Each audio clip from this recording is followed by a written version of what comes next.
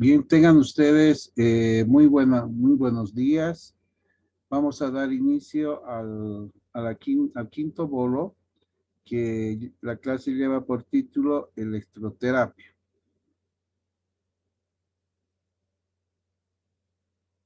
Bien. Cuando hablamos de electroterapia, habíamos indicado ya en clases anteriores, habíamos indicado que terapia es tratamiento y electro es electricidad, lo que significa que es el tratamiento por la electricidad. Y ahora es importante hacer unas consideraciones puntuales para que se pueda manejar mejor el tema.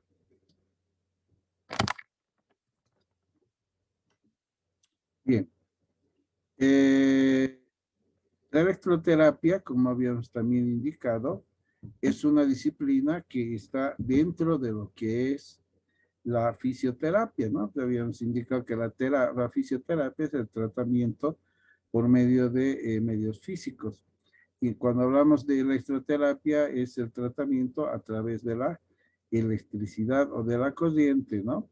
Si hablamos de la electricidad en sus diferentes manifestaciones y en sus diferentes formas que tiene esta corriente o las corrientes. Entonces, la vamos a definir como el, el arte y la ciencia. El arte, porque todo lo que es salud es arte. ¿Por qué es arte? Porque nosotros, los profesionales que trabajamos en salud, hacemos arte. Cada uno tiene una diferente forma de encarar las cosas y eso construimos un arte. Hay algunos que tienen tantas habilidades para solucionar el problema de las enfermedades de los pacientes y tienen ese arte, ¿no? Arte de hacer aquello, hacer cosas que sean muy especiales. Por ejemplo, en el caso de fisioterapia, hay muchos fisioterapeutas que tienen el arte de hacer un excelente masaje, ¿no? Otros de manejar lo que son las corrientes y así sucesivamente. Entonces la electroterapia es el arte porque da esas características, ese conocimiento y esa forma de poder aplicar y conocer sus bondades, su mecanismo de acción, sus efectos fisiológicos, sus indicaciones, contraindicaciones, su dosimetría, ¿no? Que da lo que es el arte. Y la ciencia, porque está dentro la experimentación, donde el avance de la tecnología, el hacer de que existan avances importantes en lo que es la corriente. Entonces, es el arte y la ciencia del tratamiento de lesiones y enfermedades por medio de la electricidad, ¿no? En sus diferentes manifestaciones, formas y modulaciones, ¿no? Eso significa que la corriente la vamos a ver en diferentes formas. No es lo mismo una corriente continua que una corriente sinusoidal o una corriente sinusoidal rectificada o una corriente de corte triangular, ¿no? Entonces, y que me va a producir diferentes formas, ¿no?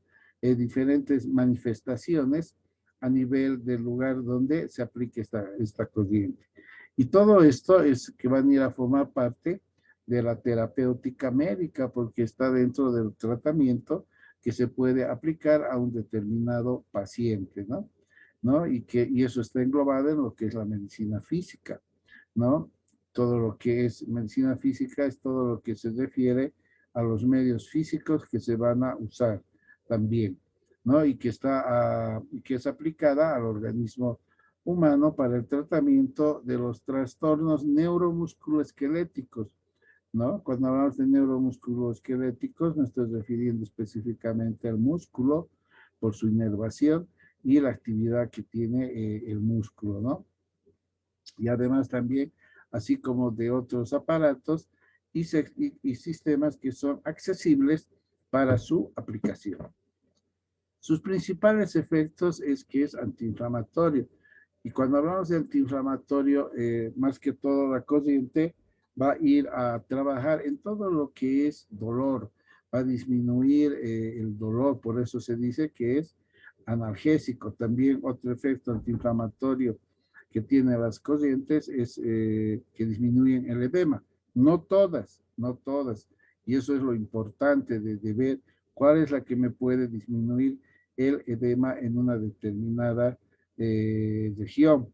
Además que van a estimular, eso significa que la aplicación de corriente eléctrica me va a producir contracción a nivel del músculo, ¿no? Y eso se utiliza para lo que es el fortalecimiento muscular o la potenciación neuromuscular. Y también las corrientes pueden tener un efecto térmico, que son las que, donde se ve más este efecto, es en las corrientes de alta frecuencia. Sin que esto quiera decir que las de baja frecuencia no tienen ese efecto térmico, lo tienen también, pero en una mínima proporción. Entonces, cuando uno va a utilizar corrientes, es necesario determinar las características físicas de la corriente, es decir, su trazo, si es triangular, si es rectangular, ¿no? Y todo aquello, sus efectos fisiológicos que van a producir, es decir, los cambios, ¿no? Como por ejemplo, cómo van a disminuir dolor, cómo disminuyen el edema, etcétera, dónde actúa esta corriente, que viene a ser el mecanismo de acción, y sus indicaciones y contraindicaciones. ¿Para qué está indicado y en qué casos no se debe utilizar las corrientes? Esto, por ejemplo, es muy importante que ustedes dominen todos estos puntos. Es bueno que lo hagan así, ¿no? Igual también el de manejar lo que es la técnica apropiada, que consiste en las aplicaciones que se van a hacer en diferentes zonas, ¿no? Y que para que nuestro tratamiento sea eficaz y además exista una adaptación adecuada del paciente, es decir, que pueda tener la bondad de percibir bien esa corriente y de esa manera evaluar los resultados. En su historia vamos a decir que el uso de la corriente comienza hace muchos, desde la época antigua, cuando un hombre en una playa pisa un pez torpedo, que es este, ¿no? Y este pez torpedo descarga una carga eléctrica y el paciente se va a curar de lo que es la gota. Posteriormente, en 1600, William Gilbert utiliza la palabra electricidad, ¿no? Y fuerza eléctrica. Electricidad porque él descubre que el vidrio, la resina, los sulfuros y otras sustancias tenían la misma capacidad que el ámbar. ¿Y cuál es esa capacidad que tiene el ámbar? Que al ser frotados pueden producir una chispa, que es una chispa eléctrica, lo que habíamos visto en lo que es electrostática. De igual manera, también él establece las diferencias entre lo que es magnetismo, que es una forma de atracción, y electricidad, ¿no? Electricidad, esto se refiere al flujo de la corriente eléctrica, que alrededor de la corriente va a crear un campo magnético. Posteriormente, en 1749, Benjamin Franklin es el que crea el pararrayo y presenta la teoría del fluido. Ustedes recordarán de esta teoría con la cual se trataba de explicar el origen y cómo la corriente eléctrica se transmitía de un lugar a otro. Y además eh, explicaba los tipos de electricidad atmosférica, la positiva y la negativa. Aquí, por ejemplo, si ustedes ven, hay un trueno, hay un rayo, que también ya habíamos descrito cómo se va a producir un rayo. Posteriormente, en 1750, Peter van Musschenbroek, en el año 1746, describe y descubre, perdón, el primer condensador, ¿no? Entonces, ya se acuerdan, ¿no? El condensador está compuesto por dos armaduras separadas por un dieléctrico, ¿no? Y lo llama en honor a la universidad y la ciudad donde es oriundo, la botella de Leyden, que es una botella que tiene las características de ser un condensador, donde el vidrio de la botella es el dieléctrico, ¿no? Y los dos metales, uno que es el fierro y el otro que es el cobre, vienen a ser las dos armaduras, ¿no? También indica que los shocks que producía el pez torpedo eran de origen eléctrico. Posteriormente, en 1786, Ceribonius Largos, que es este señor, descubre que era necesario escoger 2 o 3 variedades de torpedos. Se hace la diferenciación entre los diferentes peces para aplicar en una zona dolorosa y que esa aplicación, esa descarga eléctrica, pueda provocar un embotamiento, ¿no? Y ese embotamiento iba a producir que el dolor vaya disminuyendo hasta desaparecer. Paracelsus, ¿no?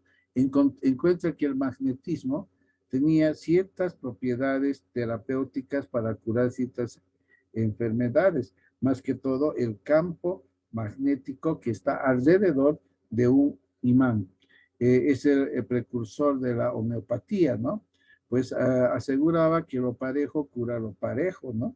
Entonces, ustedes saben que la homeopatía está en base a lo que es la medicina natural, ¿no? Y en esa teoría fundamentaba la fabricación de sus medicinas. Jean-Louis Jalabert fue el primero que produjo contracciones por medio de la chispa eléctrica y de esa manera benefició a los pacientes que tenían parálisis por medio de tratamiento eléctrico. Empieza el tratamiento de lo que es las parálisis producidas por nervios periféricos, ¿no? Y que a través del estímulo eléctrico se producían contracciones y con esto se podía lograr mejorar y acelerar la curación de este tipo de cuadro. En 1780, Luigi Galvani demostró que aplicando una pequeña corriente eléctrica en la placa neuromuscular de una rana, se producían grandes contracciones musculares en los miembros de la misma electricidad animal que también habíamos visto, ¿no? Si ustedes recuerdan, en un alambre de hierro se conectaba un cable de cobre, que es un buen conductor de corriente, colocaban en la placa mioneural, es decir, en el músculo de la rana, y se producía contracciones. En 1797, Humboldt realizó estimulaciones de los músculos de anudados, ¿no? Y concluye que para producir una contracción muscular mediante un estímulo eléctrico era necesario encontrar un nervio intacto. ¿Por qué razón? Porque ese nervio intacto permitía conducir muy bien la corriente eléctrica.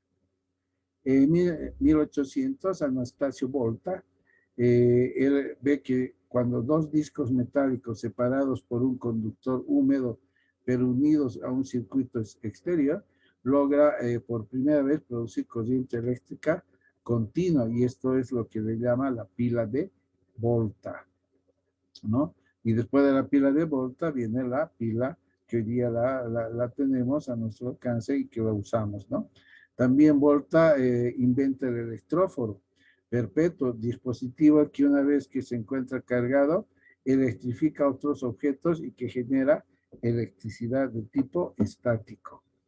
En 1806 y 1875, Duchenne de Boulogne, que es el padre de la electroterapia, descubre que era posible excitar un nervio y un músculo a través de la piel, ¿no? Y diseña una variedad de electrodos a los que cubría con tela, que son los cubrientes que hoy en día llamamos y las llamamos guarniciones, ¿no?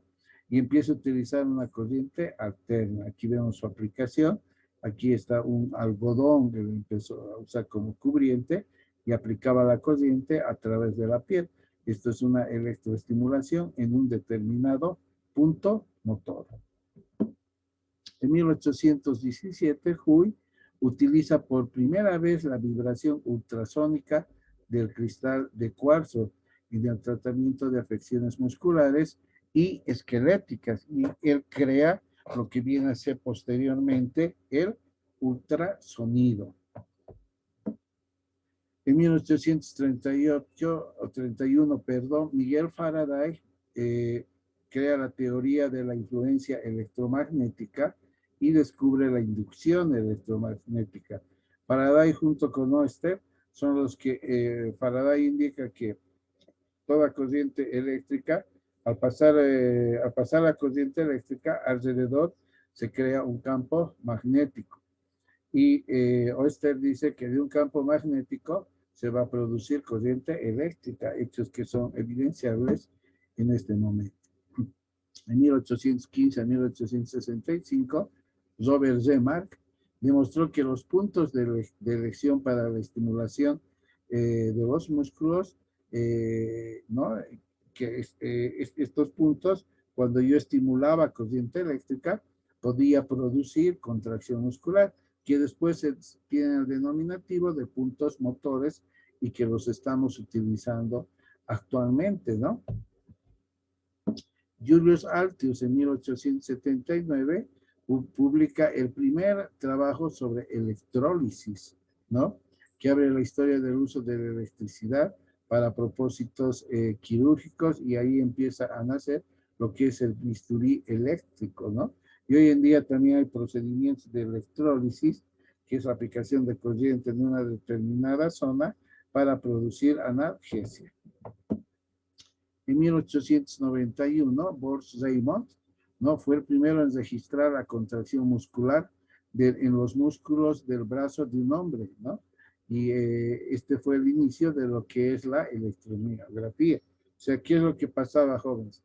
Que esa contracción muscular que se producía se empezó a registrar en un equipo para ver cómo era la conducción eléctrica, para ver la velocidad de conducción de ese nervio, y que hoy en día nos puede demostrar qué tipo de lesión hay a nivel neurológico en una determinada zona.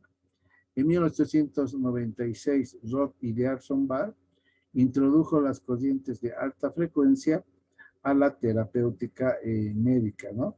Entonces empieza la era de trabajo de lo que es las corrientes de alta frecuencia, que tienen la característica de producir un calor profundo, y crea el término de diatermia, que significa calor a través de, entonces si queremos entender eso, es calor a través de la piel, por ejemplo, ¿no? En 1905, Richard Victor von Seyrek observa que la corriente de alta frecuencia producía calentamiento en los tejidos, lo que más tarde le ha llamado termopenetración. En 1907, Carl Franz Dagersmith recomienda el uso de la corriente de alta frecuencia en el tratamiento de las enfermedades de las articulaciones, ¿no?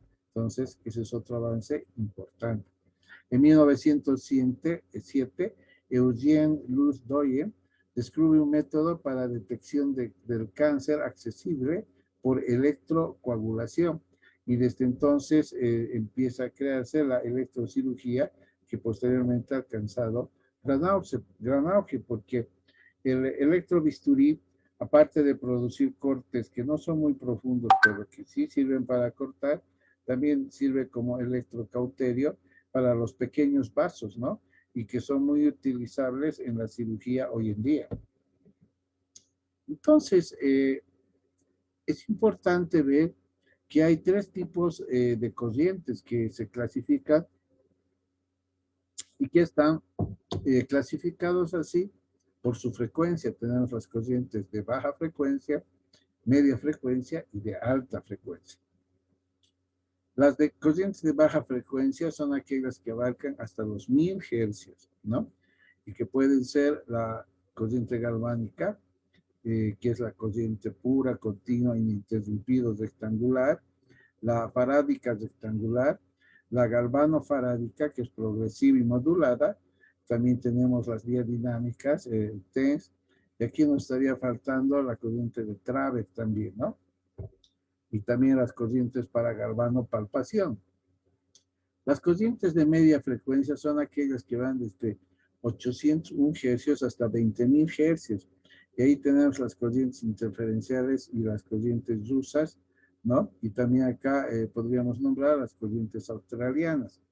Generalmente, si bien es cierto, este es el rango en el que va la corriente, pero las corrientes hoy en día están localizadas en el rango de 1000 hasta 5000 hercios, ¿no? Que son las que más utilizamos en frecuencia media. Y por encima de los 20.000 hercios hasta los 5 megahercios, tenemos las corrientes de alta frecuencia, entre las que tenemos la onda corta, las microondas, el ultrasonido. Los campos magnéticos, podemos indicar que hay campos magnéticos de alta frecuencia y también campos magnéticos de baja frecuencia. ¿Cuáles son los efectos de la corriente eléctrica? Los efectos principales son el termal, el efecto magnético y el efecto químico. El efecto termal la corriente va a producir un ligero aumento de temperatura en la zona donde estamos aplicando, ¿no?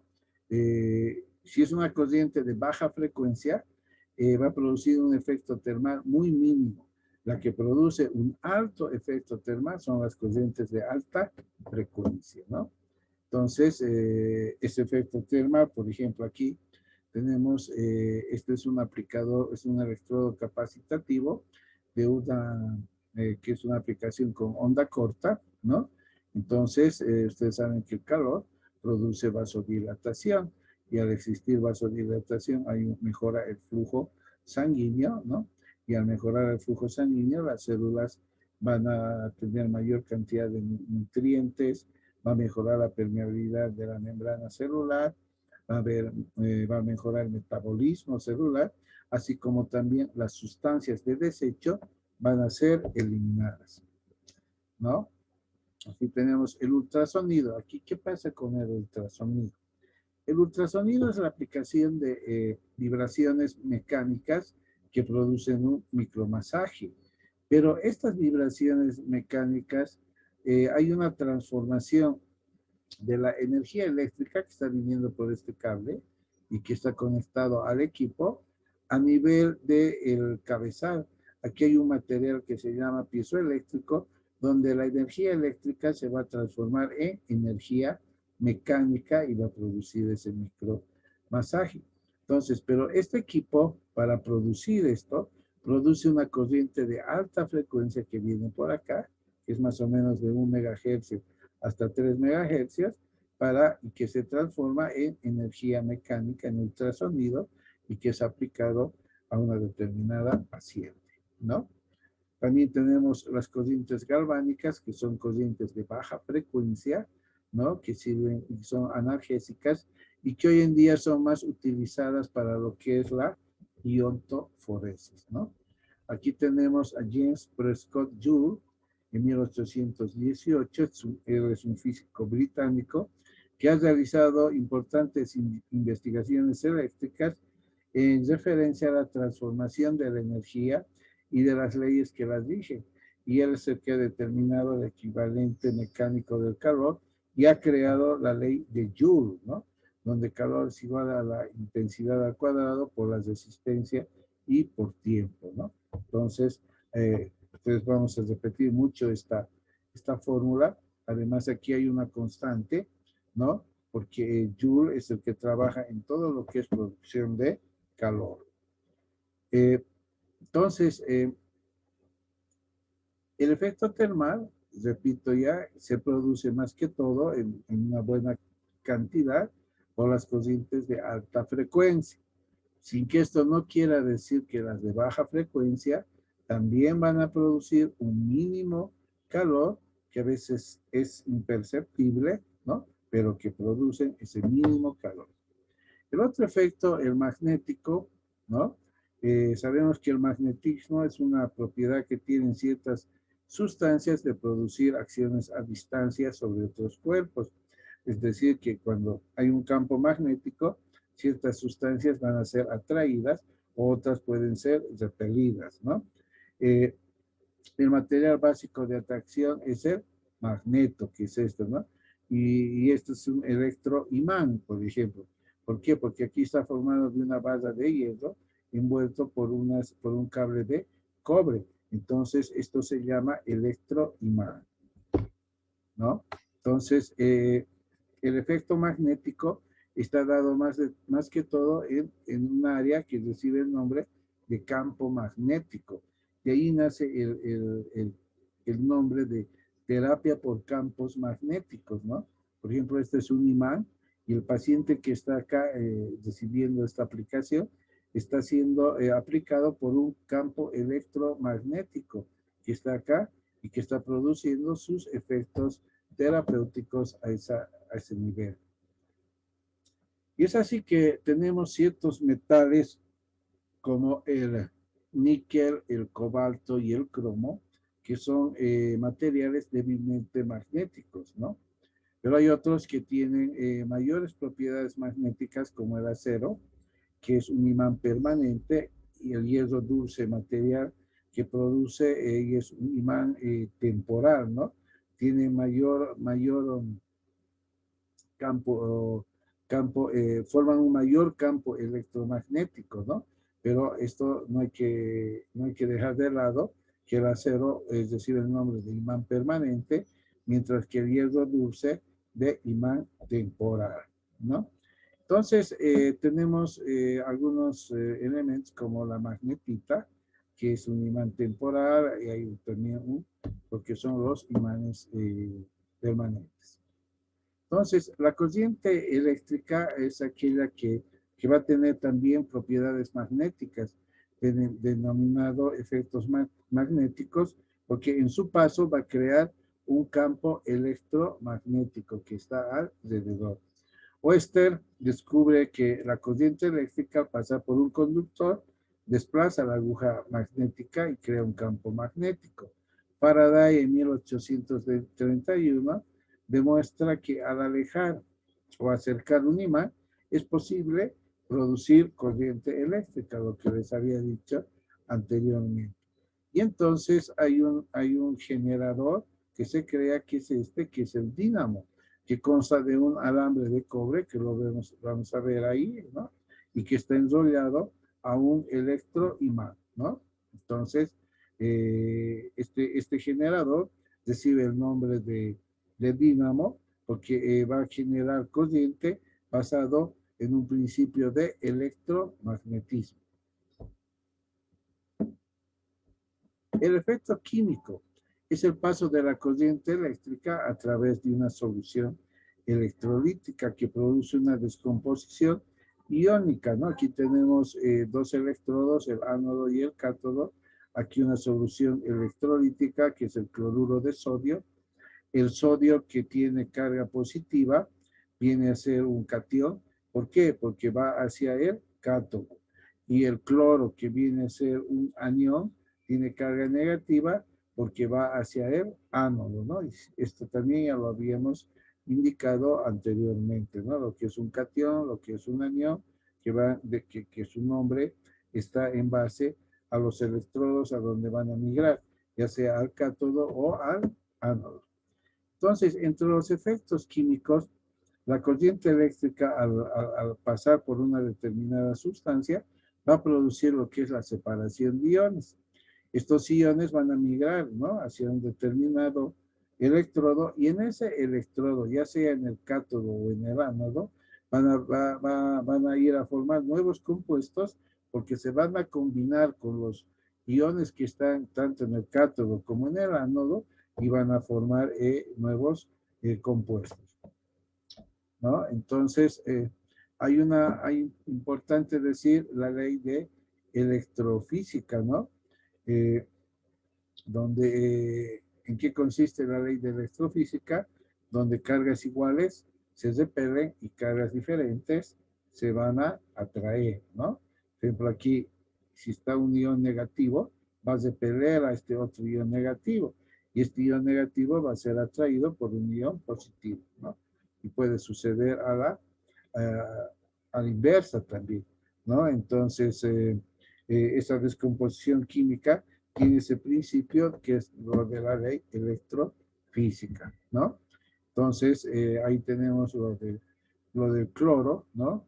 Y el sodio que se separa, se disocia el cloro que es un anión va al ánodo y el sodio, que es un catión, va al cátodo, porque el sodio tiene carga positiva y sabemos que el cátodo tiene carga negativa.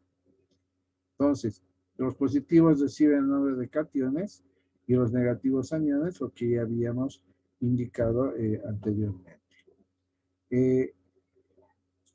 En estos electrodos también podemos ver que el cloro, al llegar al ánodo, porque hemos dicho que tiene carga negativa, pierde su carga y se combina con el agua y va a formar un nuevo compuesto, que es el ácido clorhídrico. Y el sodio, que es un catión, ¿no? Porque tiene carga positiva, al llegar al cátodo, puede combinarse con el agua y va a ir a conformar lo que es el hidróxido de sodio, ¿no? Entonces, hay también efectos de la corriente eléctrica sobre el organismo, dependiendo el lugar de su aplicación, ¿no? ¿Por qué razón? Porque el cuerpo humano, nosotros somos un electrolito de conducción, porque nuestros fluidos tienen una carga iónica, y esa carga iónica, cuando nosotros aplicamos corriente eléctrica, esos iones migran hacia el electrodo que les corresponde, ¿no? Pero para eso tienen que vencer la resistencia que está dando en este caso la piel, ¿no? Hay que aclarar aquí que los diferentes tejidos tienen diferentes resistencias y que esto está en función a la cantidad de líquidos y sustancias electrolíticas que contenga cada uno de ellos. Así, por ejemplo, el músculo, que es muy bien irrigado, es el mejor conductor de corriente eléctrica, mientras que la piel es mínimamente conductor. La piel si está seca, va a producir resistencia al paso de la corriente. Por esa razón que la piel, cuando se va a aplicar corriente eléctrica, se debe humedecer para que haya una buena transmisión de corriente eléctrica, ¿no? Entonces, ahí tenemos, por ejemplo, el músculo, que es un buen conductor, ¿no? Entonces, y que nos va a ayudar en aquello. Entonces, ya habíamos indicado esto, ¿no? Que es el que tiene mayor cantidad de líquido y por lo tanto el músculo es un buen conductor. En cambio, el hueso, sabemos que el hueso es mínimamente irrigado. El hueso tiene solo una arteria nutricia, por lo tanto el hueso no es un buen conductor. Lo que significa que si yo coloco, por ejemplo, a nivel de la mano, aquí están los huesos metacarpianos, ¿verdad? Si yo coloco un electrodo acá y otro electrodo acá, la corriente que va de este electrodo no va a pasar, va a quedarse, o no va a ser conducida bien por los metacarpianos que vienen a ser el hueso. Igual de este lado. Entonces, cuando ustedes están aplicando corriente eléctrica, tienen que tener muy claro ese concepto de que la corriente va a llegar hasta el hueso y va a tener sus efectos en la cara de ese lado. Por ejemplo, si yo aplico a este nivel, solamente va a haber en la cara palmar, ¿no? Si aplico a este nivel la corriente, o sea, doy la polaridad, la concentración de corriente en la cara posterior de la mano, ¿no? Entonces la corriente solamente va a estar acá y no va a llegar a la cara anterior.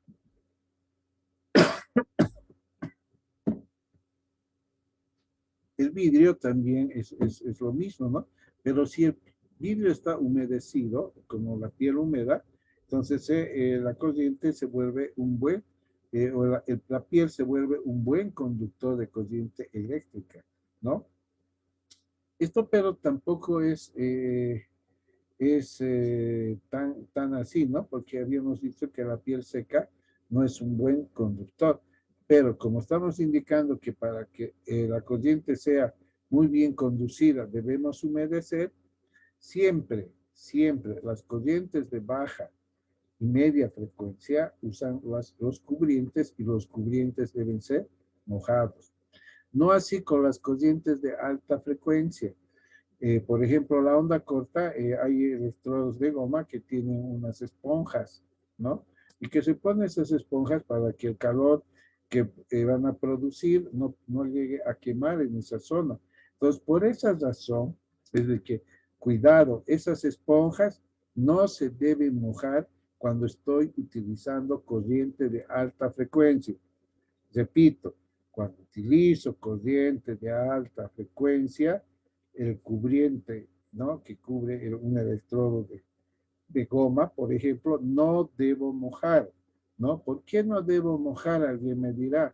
Porque la corriente de alta frecuencia tiene mayor frecuencia, mayor vibración, mayor intensidad.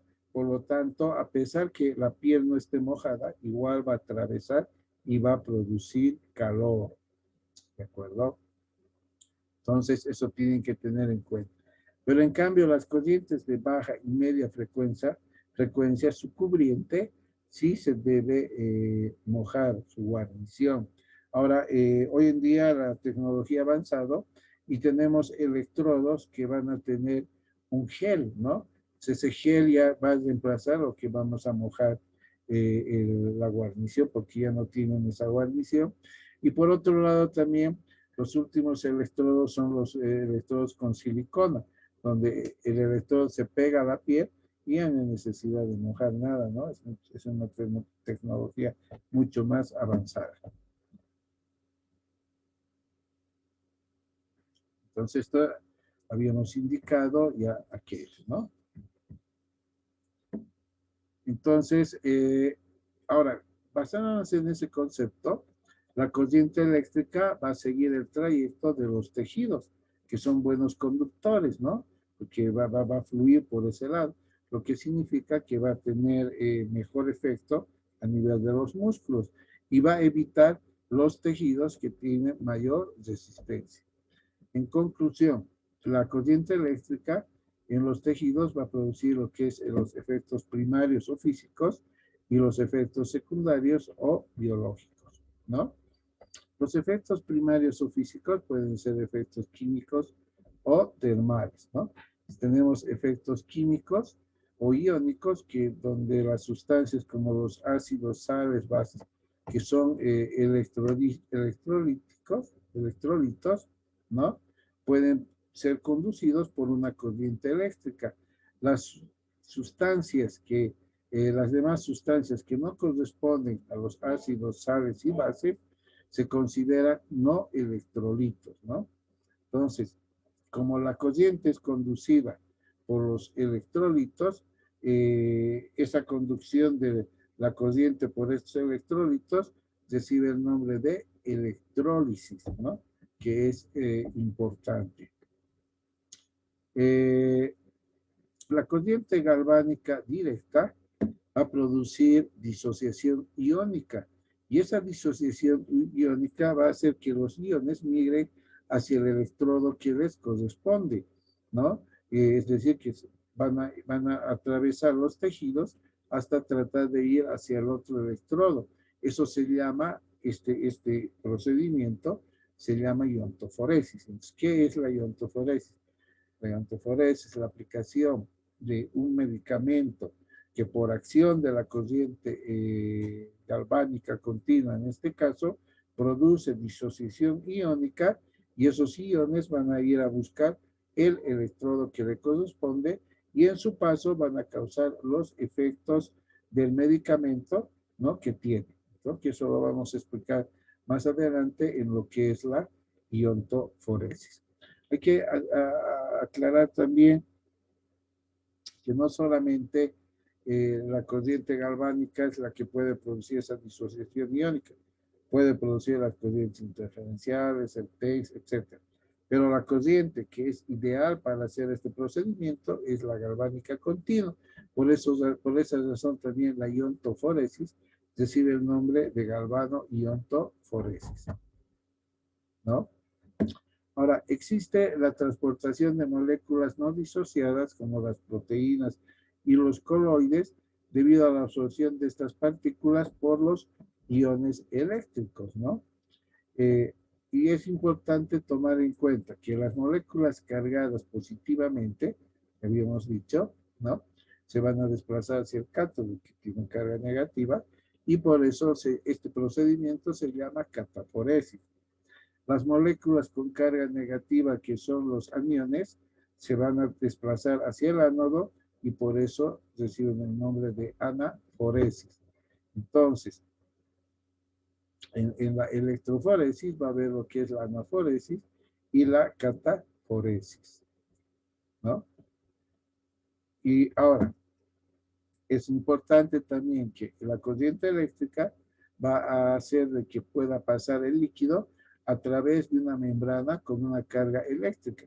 Y eso se llama electroosmosis, ¿no? Todos estos fenómenos químicos que están en relación al paso de la corriente eléctrica a través del organismo reciben el nombre de fenómenos electroquinéticos. Las corrientes de baja frecuencia pulsátiles no son iguales que la corriente directa. ¿Por qué razón? Porque las pulsátiles tienen impulso y tienen pausa. Impulso y pausa. Impulso y pausa, ¿no? Esas son las corrientes pulsátiles, ¿no? Entonces, ese impulso y esa pausa hace de que no puedan eh,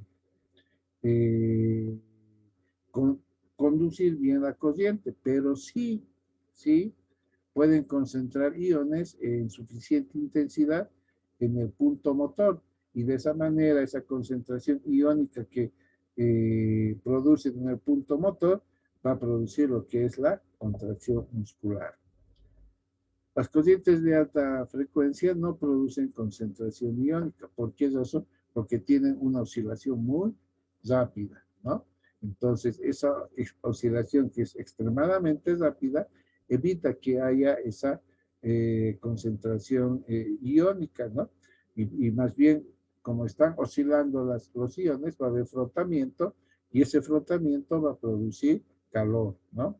Entonces, nunca las corrientes de alta frecuencia van a poder producir contracción muscular. Los efectos termales.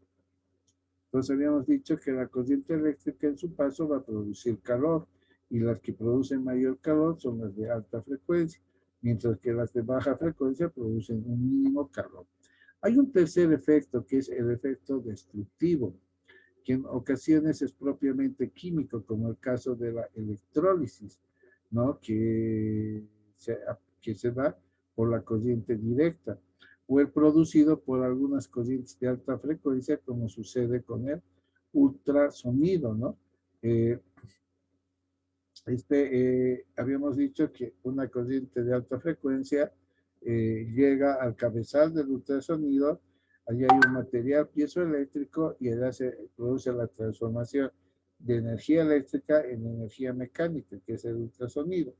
Esa energía mecánica produce vibración, ¿no? Una vibración muy alta que se traduce en un micromasaje. Cuando este micromasaje es muy alto, me va a producir lo que es la destrucción de ciertos tejidos. Entonces, el equipo que produce un efecto destructivo o la corriente que produce un efecto destructivo es la de alta frecuencia en su transformación en ultrasonido, ¿no? Ahora, hay efectos secundarios biológicos que los vamos a ir estudiando durante todo este año, porque son los que se producen a nivel de las células, tejidos, órganos, aparatos y sistemas del ser humano. Entonces, es bueno saber qué es impedancia. Impedancia eléctrica no es nada más que la resistencia al paso de la corriente, ¿no? Ya habíamos dicho, ¿qué tejido tiene mayor impedancia? La piel. ¿Cuál piel? La piel seca. ¿Cuándo disminuye la impedancia de la piel? Cuando ésta está húmeda, ¿no? Entonces, eso es importante determinar. Hay una impedancia eléctrica que en general los distintos componentes de circuitos de corriente alterna poseen a la vez lo que es la resistencia y la reactancia. La impedancia eléctrica está dada por la resistencia y la reactancia, ¿no? Entonces, hay también para el circuito con resistencia, la resistencia ómnica que está dada por el resistor, ¿no?